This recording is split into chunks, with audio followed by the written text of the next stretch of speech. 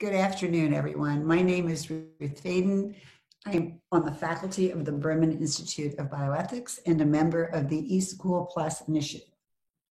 I'm also our moderator for this afternoon's discussion. I would like to welcome you to our webinar series, Equity and K-12 School Reopening. Today we'll be talking about whether parents should stay or go, parental choice and school reopening. Obviously, how parents respond to the options or no option, whatever the school policy will be in next term, will have a tremendous impact on how schools proceed and how children fare. So before we begin our discussion, I would like to extend a very special thank you to our seminar sponsors. They include the Johns Hopkins School of Education, the Johns Hopkins Consortium for School-Based Health Solutions, the Berman Institute of Bioethics, also at Johns Hopkins, and the Rail Center for the Integration of Health and Education, again at Johns Hopkins. Our format today will consist of 3 brief presentations from each of our panelists, followed by a discussion segment, and then we will open up the floor to you, our audience, to participate in a Q&A by asking questions in our chat. Feel free to ask your questions in the chat box at any time as we discuss the issues, and we will try to get to your questions as quickly as we can and get to as many of them as we can. So with that, I'd like to begin by introducing our 3 excellent and wonderful panelists. Our first panelist is Joyce Epstein. Dr. Epstein is director of the Center on School, Family, and Community Partnerships and National Network of Partnership Schools. She is professor of education in the Johns Hopkins University School of Education. Her expertise focuses on the links between family and community engagement and student success in school. Our second speaker is Chris Swanson. He is the director of the Ideals Institute in the Johns Hopkins School of Education and creator of the International Teaching and Global Learning Master's Cohort Program. His work focuses on improving cross-sector collaboration around health, social services, and care and teaching for young children and vulnerable adults. Our last speaker is Anita Cicero. She is Deputy Director at the Johns Hopkins Center for Health Security and a Senior Scientist at the Johns Hopkins Bloomberg School of Public Health. Ms. Cicero has authored or co-authored a number of widely cited articles and reports on health security policy, including the influential May 2020 report, Filling in the Blanks, National Research Needs to Guide Decisions about Reopening Schools in the United States. So without further ado, let's begin our program. Joyce, may you get us started. So we're going to keep in mind these deep appreciations for school, for teachers, and for the partnership of home, school, and community. The second topic I want to bring to your attention is the need for extensive preparation. And I have 2 thoughts here that have come out of what we've learned over the past few months. First, as schools plan to reopen, we know that there's going to be a focus on school architecture, on place and space, to keep our schools safe, healthy for students and for staff, and to put families' minds at ease as best they can. Schools are going to have to plan extensively, starting now, if not a couple of weeks ago, to make plans for how their space, how their social distancing on buses, in classrooms, in lunchrooms, in play areas are going to be designed. So this extensive preparation is a matter of design. At the same time, what we've learned over the past couple of months is whatever the topic, we are going to have clear and timely 2-way communications with families, in this case about the decisions of space and place that are under consideration. Getting parents' input, getting community partners' input about how best to use extra space, to repurpose large areas of schools to make room for social distancing where desks are adequately apart, and to make space for play and space for lunch. This is a very difficult challenge, but it's only going to come out successfully with good partnerships and communication. The bigger extensive preparation, if that's possible, is the extensive preparation that is needed for flexible plans for education in the schools we reopen. Unlike the instant closings in March, educators must use these months now to prepare flexible schedules and the content of their classes, but they also have to prepare in detail for the likelihood that their plans will have to change. And so this means, how are they going to distribute materials for students? We're especially concerned with not only good online classes, but we're concerned about students who have no computer at home or poor internet access. And this was not well done yet in the COVID period, but it has to be really cleared up, planned for, and flexibly arranged for the fall and for the future. There may be districts that open their schools for a typical school day, that they've worked out all the arrangements and the teachers' lesson plans are set and they're all ready to go. But the teachers will have to really prepare to have a hybrid schedule. Some places are thinking of 1 day a week, 2 days a week, half days where children switch morning and afternoon sessions, and periods of closure, meaning we're open now, but we're going to be closed for the next 2 weeks. Families' decisions about their child's attendance seems to be, for the first time in history, or at least since the 18th century, up to parents to whether their child will attend school or not.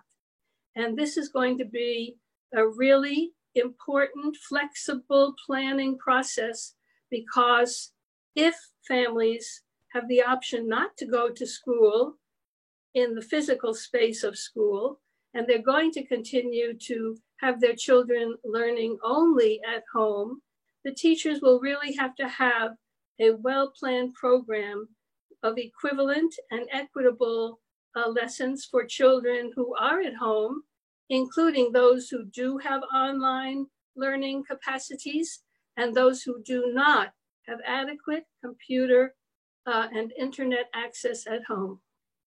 Plus, as this planning goes forward, clear and timely two-way communications with families are going to be needed about these flexible plans.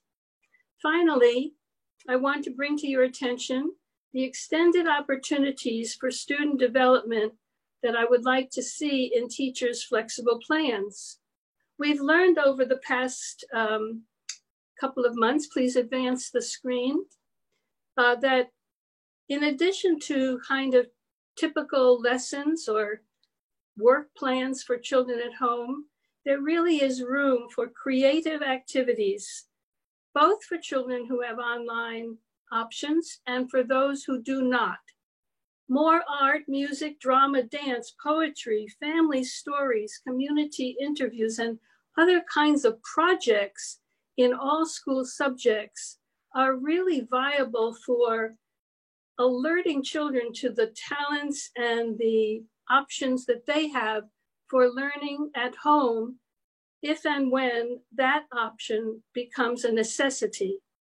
Also, I want to bring to your attention a resource from my center at the National Network of Partnership Schools that we're making available to all teachers and principals, district leaders, both who join our network and those who do not. We call it TIPS, Teachers Involve Parents in Schoolwork. These are over 600 elementary and middle grades interactive homework activities. They help parents because the activities are conducted by the student, relieving the parent of thinking that they must teach school subjects. And in math, science, and language arts, they allow a youngster to talk to a parent from kindergarten through grade 8 about something interesting they are learning in class. So if you're interested in that option, you would link to us at www.partnershipschools.org. Finally, I just want to reiterate the imperative of effective and equitable partnership programs. This was the most revealing new learning under COVID-19. Families became instant partners as soon as the door closed. Some people said they were homeschooling. They were not homeschooling in the traditional definition of that term. They were helping their children learn at home. And this partnership has been essential for children's health, emotional stability, feelings of goodwill and capabilities. And this is going to continue whether schools open fully or open partially in the fall. A network can help, and I'd like to introduce you to our network for those of you who have this on your agenda. You're invited to join our national network for ongoing technical assistance, sharing best practices, evaluations that we help you conduct every year. And if you are on this agenda, which you must be because there's no escape, please come and visit us at www.partnershipschools.org. And if you have questions that we don't get to today, you are welcome to email them to me at jepstein@jhu.edu. It's been a pleasure to talk with you. Thank you so much, Joyce. That's really, really a helpful way to begin our conversation. And for everyone participating in the webinar, we will include the links that Joyce mentioned in the chat, and we will also be sending a resource guide specific to this webinar's topic to everyone who has signed up for the webinar. So if you didn't quite catch it or you don't like jotting down things from chat, you will have lots of ways to get the links that are being proposed. With that, I'd like to turn the floor over to Chris. Chris, if you could take us next. Great. Thank you very much, Chris. And good afternoon, everybody. So I'm going to follow up on the foundation that Joyce laid, and hopefully not disappoint you, because I won't be able to give you hard and fast answers.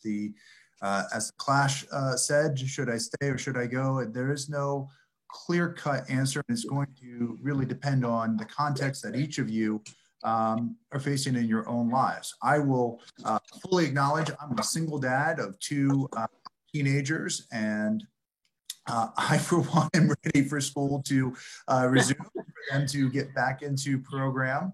At the same time, in our household, we have several extended family members with significant underlying health conditions that exposure could be deadly, frankly.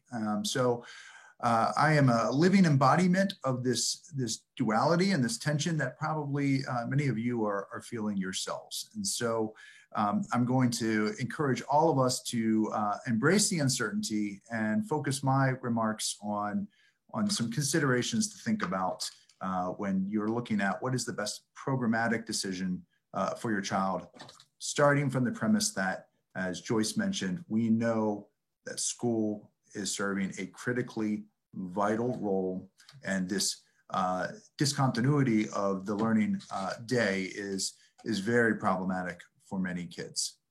If we could go to the next slide. I should also note, you'll see on the side of your screen, my organization, the Ideals Institute, contributed a resource site that's available for free. You can find it at that direct link or through the broader Johns Hopkins University COVID response page. When we're thinking about this decision-making process come the fall, in terms of sending your child back to school, or if you're approaching this from the professional lens in engaging with your families to make them feel comfortable, as Joyce spoke to all the different considerations from the teacher side. I'd like to orient us to kind of three dimensions of the role that school serves. There's the explicit learning, but there is a social context, both in terms of a social support network, but also a social emotional learning lens. And then, of course, there is a health access and a health equity side to this as well. And depending on where your particular child and your particular family dynamics fall within these various lenses will help to influence or drive, I'm sure, the worries that you might have and the thoughts that you have come the fall. From the learning perspective, first and foremost, I would say that we have seen already some pretty significant gaps in the educational delivery model for children who are exceptional learners, however you might define that, be it students with special education needs, students who frankly are on the other end of the spectrum with gifted needs, and students who may need other types of supports to come in, be it young children, be it children who are economically disadvantaged, that frankly school helps to bolster those supports that are hard to replicate for many reasons in the home-based environment. Not impossible, and there are certainly some districts that are doing a more exemplary job than others, but it is difficult. In the social lens, we look at both the context of social exposure, and I, for one, am fairly worried about the social isolation that many children are experiencing and the long-term detriments to that. We are collectively, societally experiencing an adverse childhood experience and well beyond childhood for all of us adults as well. And there's another lens to the social side, which gets to the economic equity issues that were touched on earlier. We have many families who cannot afford, were not even offered the luxury of being able to stay at home and provide support to their child during a disruption in routine. At the same moment, part of my work focuses on childcare and the childcare landscape. And of the 2 million plus licensed childcare workers in this country, some models are showing a greater than 50% reduction in the workforce. So many programs shutting down, and that's going to create additional burden on families as well to be able to find care, or when their employers are now mandating that they return to work, providing safe and continuous supervision and guidance to the child. At the same time, health. School serves a significant role in being able to provide not only nutrition, as I will give kudos to many school districts have done a stellar job of being able to step up to that demand, but also in terms of providing access to frontline medical supports and resources, a lot of times fluoride exposure and other types of basic health amenities that children may not be getting exposed to. So again, re-emphasizing the importance that school serves in our lives beyond the traditional curriculum standpoint. That said, what you may find is the considerations that you're contemplating as a parent or as a professional serving families is helping to guide the family to think about these dimensions specific to their own household. For example, older students, and many school districts that have been part of a committee looking at different educational plans by district, are suggesting that they might do a rotational schedule or a hybrid model for middle and high school students who are working more independently at home, while younger kids are actually coming to the schoolhouse, spread out across multiple sites to be able to achieve some of the social distancing guidelines that are needed. Those are relatively strong plans, with the exception of specific children may have underlying health conditions that make them more susceptible to exposure that the family themselves should begin to articulate to the school about their own individual child's needs. If you happen to have a student with an individualized education plan, or for younger kids, a family service plan, those types of things may be captured. For those of you who are not familiar with those, it's going to take it's an opportunity for all of us to begin to think about personalized learning, personalized health, personalized social service context that, frankly, as a school system, we have not been oriented toward. I would encourage both professionals and then families to begin to embark upon a process of documenting their specific child's needs, your questions and your concerns, to facilitate a dialogue between you and your school district professionals to see what types of plans might be in place to address your concerns, and how do you best plan for both the specific challenges that your child might face and or identify your own comfort levels. 2 minutes, Chris. Thank you. What I would caution, though, everyone to keep in mind is that our current unregulated educational experience, as Joyce was alluding to, that this is not really homeschooling per se. It's a sort of a connection of informal learning, is not a long-term sustainable plan to the benefit of kids. If we could go to the next slide, please. All that said, a big portion of my work is also recognizing the social emotional stress that families are under. And so I do want to give a little bit of perspective for all of us to take a deep breath if we ourselves are family members, and remind ourselves that compulsory education in the United States didn't go into full effect until Massachusetts around 1852. We have several examples here on the screen: Richard Branson, Aretha Franklin, and pretty much every president before the 1930s, Abraham Lincoln, I picked as the exemplar there, who have had either not graduated from high school, had a series of informal learning, and they turned out okay. So I do want everyone to turn down the heat a little bit of this time and space. We have not done significant long-term detriment to our children, but we need to be thinking proactively of what their needs are within those 3 dimensions going forward. Thank you. Thank you, Chris. And it's nice to have a positive thing, sort of an upbeat way to frame what we're all facing and so deeply concerned about. So thank you for that in particular. Anita, could we go to you now for a different take on the current choice question?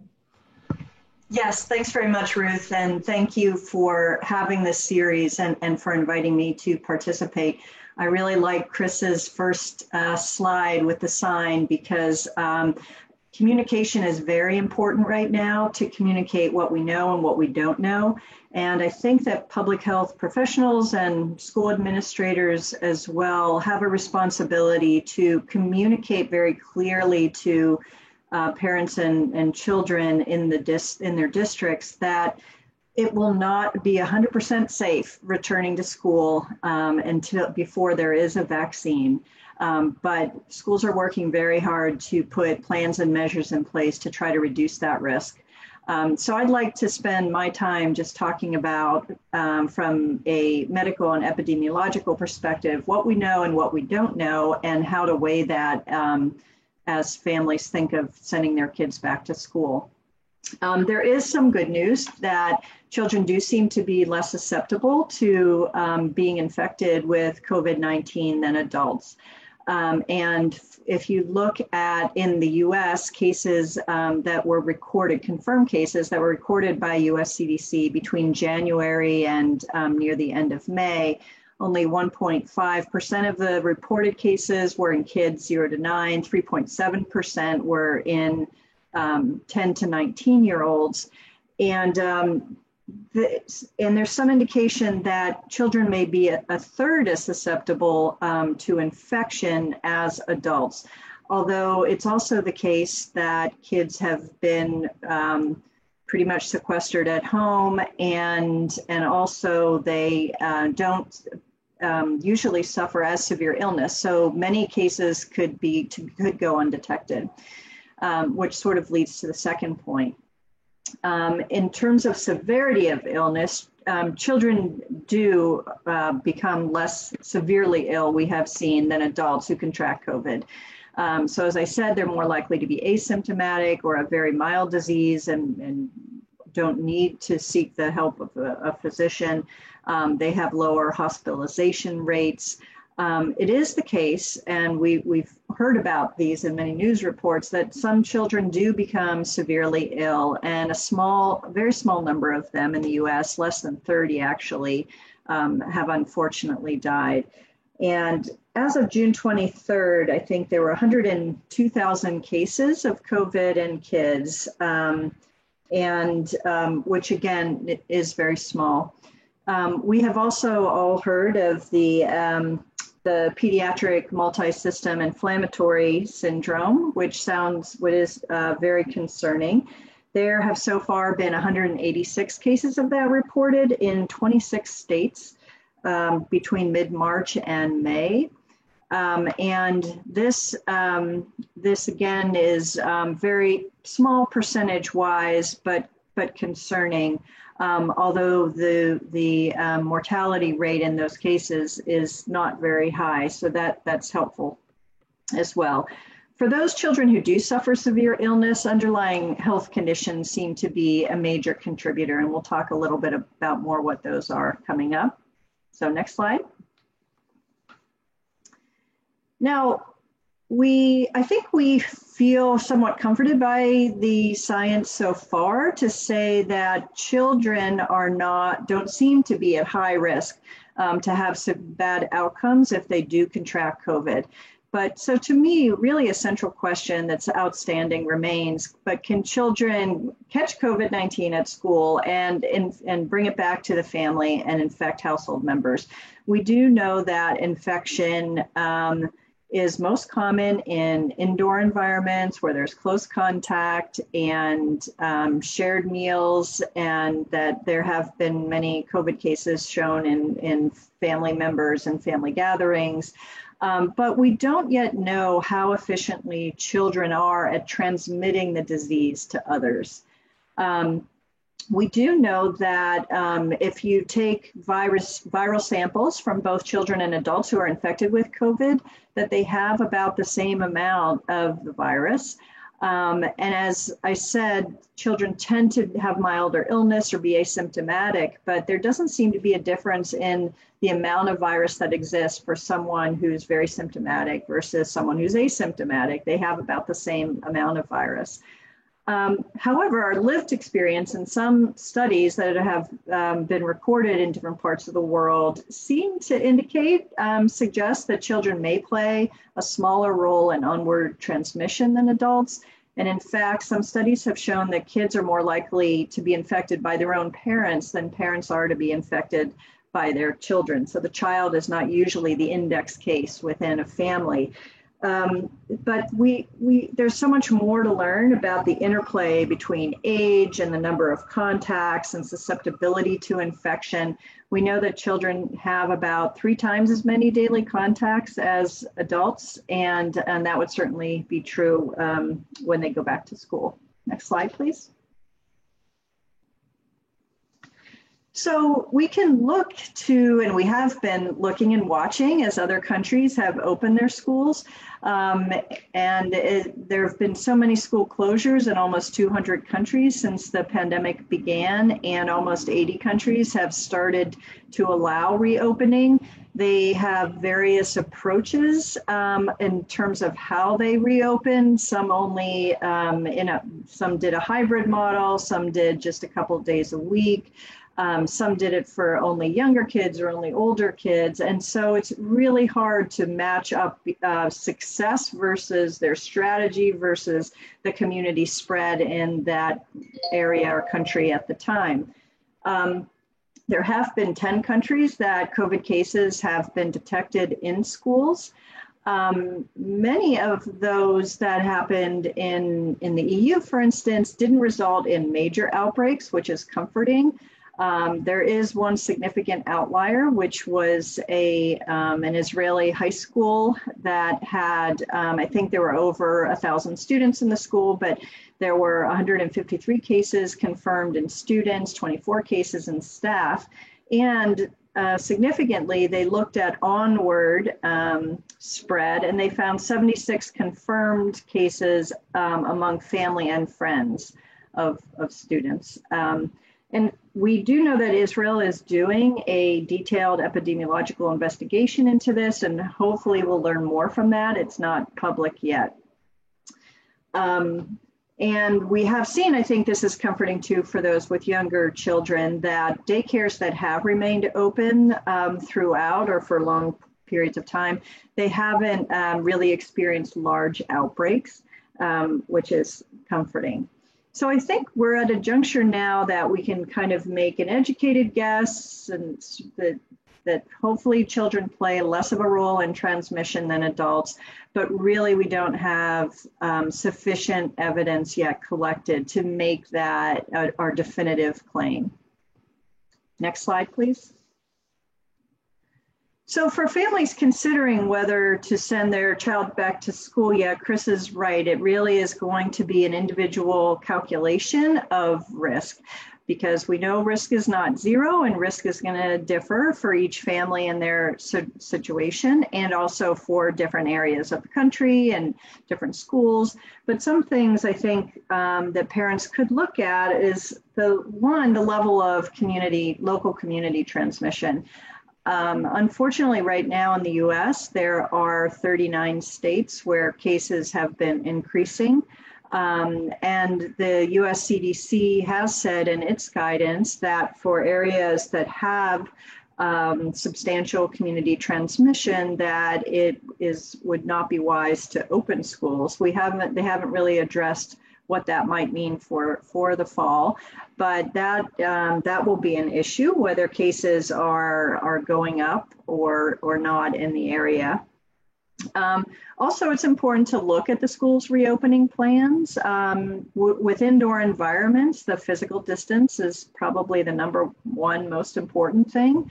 But also, if physical distance is not possible, masks are a good idea as well. These will be more challenging for younger students than older ones, but we're increasingly learning the importance of masks in helping to reduce transmission. And this is key for indoors. Thanks, Anita.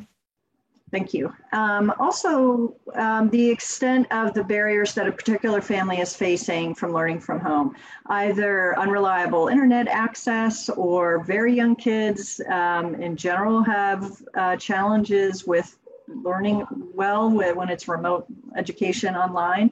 And so that's going to differ for various families. And also the working needs of the parent or guardian, whether they can work from home, maybe they can't, or even those of us who can know well by now the challenges of trying to parent and work efficiently at the same time. But it will also be important to think about your own child's underlying health conditions and whether they're at a higher risk of a bad outcome if they do contract COVID. And I think before we can definitively answer the question about how efficiently children transmit the virus to adults, it's important really to think about the underlying health conditions for each member of the household as well. And next slide, please. And here are the risk factors. So for people of any age, adults and children, the older you are, the higher your risk, as we have seen. And here are other risk factors that are listed as putting people in a higher risk quadrant. And one thing to note is that I looked up data for just 2015 to 2016, and CDC found that 1 in 5 adolescents had obesity in the US during that time. So that, these actually aren't rare conditions, not necessarily all of them. But for children in particular, they have found that the children at the highest risk who seem to end up in the ICU or have bad outcomes are really those who are medically complex, that they have some sort of neurologic, genetic, metabolic condition, or have a congenital heart disease that puts them in the higher risk. So it's not just having, asthma or, for instance, that puts kids in the very risky category. And there's much more to know to be able to inform your all decisions about sending your children and our children back to school in the fall. And we do hope that more research is done and investigations are undertaken as we commence this experiment so that we can answer some of these underlying questions. Thanks very much. Thank you, Anita. That's fantastic. All of these presentations, of course, are prompting questions from you all. I'm gonna just get us started. So if we can get all our panelists back on the screen. I'll wait a second for that. There we go. Thank you so much. All right, Joyce, we'll start with you. I've got a question for each of you as the rolling in. My question to you is, as an educator who is an expert on partnerships between schools and families, if I'm a parent, what kind of information and exchanges should I expect from my children's schools? And if I don't see what I should expect to see, what should I do? So the points that I was trying to make in my presentation were for each of the really important topics for opening, which has to do with architecture, with the space, and the way the school is thinking about this. For each topic, there should be some two-way communication with families about where the school is thinking of moving and how they want some input from families about those choices. Families have really this mix that Chris and Anita were talking about, of this wish to go back to school and the worry of going back to school. And we aren't going to be able to solve that problem. But if schools are more communicative, as they've learned in the last several months that they must be, and if they share some of the information across topics, both, I would say the easy topic that I talked about is the architecture. It's the space and how things are going to be used and cleaned and ready and varied at the school. The harder topic, which requires that kind of communication, are the plans that the teachers are making for work in school, but should the school be asked to close, how this is going to be picked up seamlessly with families at home. This is very complicated. It is. And if it isn't really discussed with families as they go along, somewhere along the way of maybe every 2 weeks, kind of checking in with families.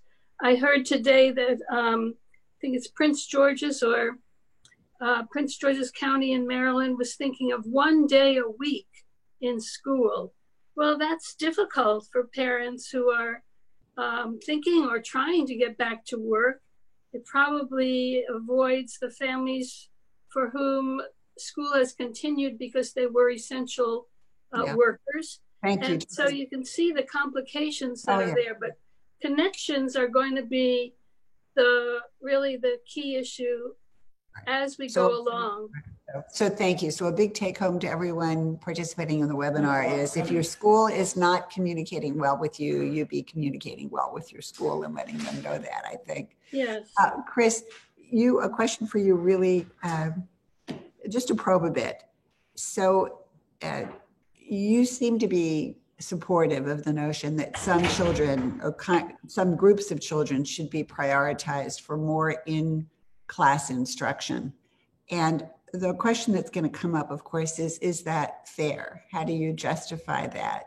What's the reasoning for the parents of children who won't fall into a group? that would be higher priority for more in-classroom instruction. How do you help parents think about that issue of fairness and whose kids are more important to get into the classroom for longer periods of time each week? Sure. Now, thank you for that question, Ruth. And I'm going to go back to my own original special education teacher training, and Rick Lavoie, if anybody's familiar with Dr. Lavoie's work, which is fair is not everybody getting the same thing. It's everybody getting what they need. And so I think frankly, we saw this model work in childcare across the country, but I would extend it and expand it a little bit in that not defining it by the essential worker, but it's the essential needs of the child. And that gets back into these sorts of individualized plans as to the educational profile of that child, the socioeconomic profile of that child, frankly, the safety of that child. And by safety, I take that broadly as to whether they are in a home-based situation where their parents can or cannot be there. And that's actually to giving all of us what we need. So if you're on this call right now and you're worried about your child's health and exposure, if we're able to reduce the numbers of children that are in one place at one time, we can, one, achieve some of the social distancing guidelines that, frankly, right now are next to impossible to achieve in the physical space. And two, so that helps everyone and then allows us to target resources to those kids who need it. And then I would just say my third point is I think it also behooves us to think differently about schooling and school environments. School plays a major role beyond just the academic components, and those things can be accomplished in a broader community-based approach as well. Thank you, Chris. That's great. Can I just ask those of us in the audience to please put your questions into the Q&A as you think about them. We are eager to get as many as we can in there. We need to hear from you. Anita, a thought to press on this challenge of how parents make this decision. And you did produce a bunch of, provide us with a bunch of really important factors that we should each consider.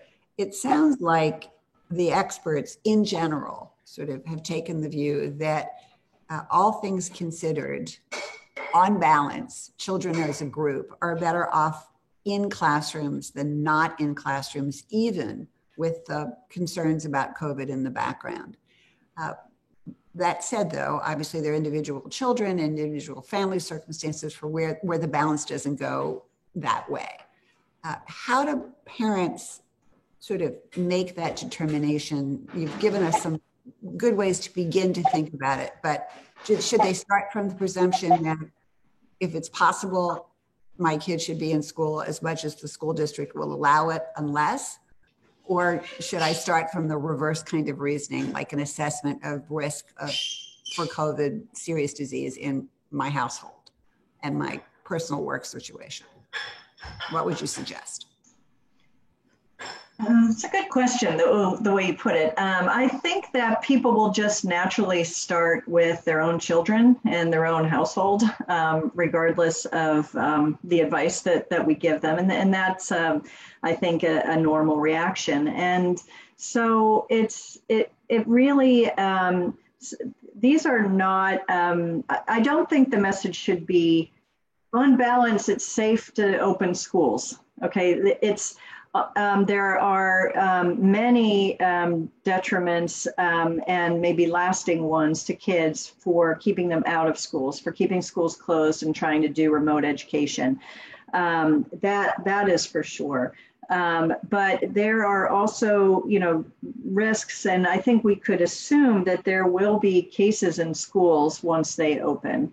That's probably also for sure. And unfortunately, we also need to be mindful that some of the parents who can't work from home and who need to work outside of the home are the ones who they need their kids to be in school, or else they can't bring home an income. But those very families may in some cases be the same ones who are medically vulnerable and who are taking the biggest risks by sending their kids to school. So that's why we feel that it's just really important to keep our eyes on the development of the science and to encourage more funding of research on the transmissibility of COVID between children and adults. And when the report that you referenced, Filling in the Blanks, the National Research Needs to Guide Decisions about Reopening Schools in the United States. Sorry, a long title, but I think they're going to be giving you a link to that report. We wrote that. Okay, good. We wrote that in May, just trying to light a fire under like a national research initiative to fund these studies and commit to looking very carefully at these places, to do cohort studies of kids when they return to school. And if there are outbreaks or when there are outbreaks in schools, to have local public health involved, and hopefully that public health department has contact tracers who can then really try to track the chains of transmission. We might learn, I'm really hoping we learn, that onward transmission from children is a really very small risk factor, a small percent of the time that happens. But if it's not, we need to deal with that too. So that's what we're suggesting. That's a perfect segue to a question that's come in. Unfortunately, we have about 8 minutes for questions. So they all came in a rush at the end, which is wonderful, but they've come in a rush. So what I'm going to ask is that each of you respond quickly so we can get more of them out, and I'll try to distribute the questions around. Chris, I'm going to shoot this one to you. It's a question from a mental health professional who is in the audience, who is worried about the psychological sort of setbacks of having kids start in a system in which the children are being taught all week or part of the week in a classroom. And then, as Anita was presaging the possibility that things shift, we learn something more, the epidemiology gets worse, whatever, and a determination is made. We're going to turn that faucet off and everyone's back online. So what do you see from especially the children that you are so expert on about the risk of the yo-yoing and how to deal with that? Short answer. Sure. So the short answer is children are more resilient than we give them credit for. So that is the biggest takeaway I want you to think about. And to a point that Joyce had brought up, and I think Anita echoed, is we need to think about a new normal here, which is going to be flexible. And so we can't think in whole components of the school year is going to be the same as it is from September through June. And so I just caution us, if we're looking for that golden nugget, we're going to be chasing it forever. So not get hung up on that concern. So everybody prepares for reversals and flexibility, and that's going into that with that understanding is our best coping mechanism for parents, schools, and kids, it sounds like. Thank you for that. Joyce, a question that perhaps you could quickly answer. There are a couple of questions that have come in about the hybrid situation, and aren't there ways that we could brainstorm for some kind of a solution that would work for parents who need to work full-time outside the home, but the school is only offering a day or two or a week on, week off, whatever the hybrid things looks like. What role for parent, school, community problem solving around the child care conundrum that will result? Quick answer, quick nugget, and then we'll move on. You're muted. If you could just unmute, Joyce. Thank you.